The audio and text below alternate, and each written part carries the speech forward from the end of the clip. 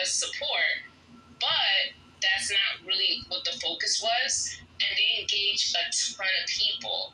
And so if it's something that Democrats can use, and I'm talking about Democrats nationally, the DNC, I'm sure they're meeting with DSA and trying to learn from them and trying to see, like, hey, what can we implement? Because if you're talking about vibes, like Brooke said, vibes, Zoran's message wasn't even developed. Like, you go on his website, you look at his housing platform, you look at all the platforms, you compare that with Brad Lander, and Brad Lander's was way better. I mean, he had, like, his policies were way better developed. Brad Lander was actually doing something that was pretty cool. He was, like, going into people's homes and having, like, intimate, little town halls in people's home. And Scotty went to one. So those are the type of things that Brad Lander, didn't do. But the actual vibes of Zoran, which he came out of nowhere. And like I said, there's no way that they were expecting him to win in the beginning. Right? There's no way. He's only passed like 2 bills, and one of them deals with rodents, right? He is not an experienced person. And there's other people in that party that have way more experience than Zoran. But anyways, I think, he was charismatic, sure.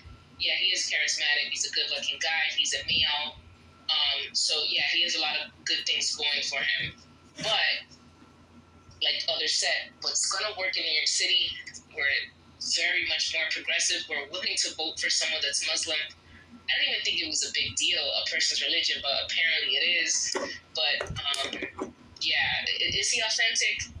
That's to be seen. I mean, went to a $60,000 a year public school for most of his life, comes from wealth, has multiple properties, has land in Africa, a bunch, like all these acres in Africa.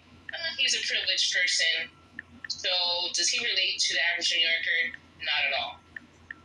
But, we shall see, right? But at least we can try to model like the ground game, knocking on doors and engaging with people, educating people in that way. And I also think that has to be motivated by progress perpetually, right? Not when you get discouraged, but it has to always be, because if we ever noticed, you don't see the other side of the equation get discouraged. They are, even if they lose, they are still going at that message no matter what. So it has to be, that message has to be perpetual no matter what. You can't allow, what's happening on the other side of the aisle to discourage you, or what may even be happening internally.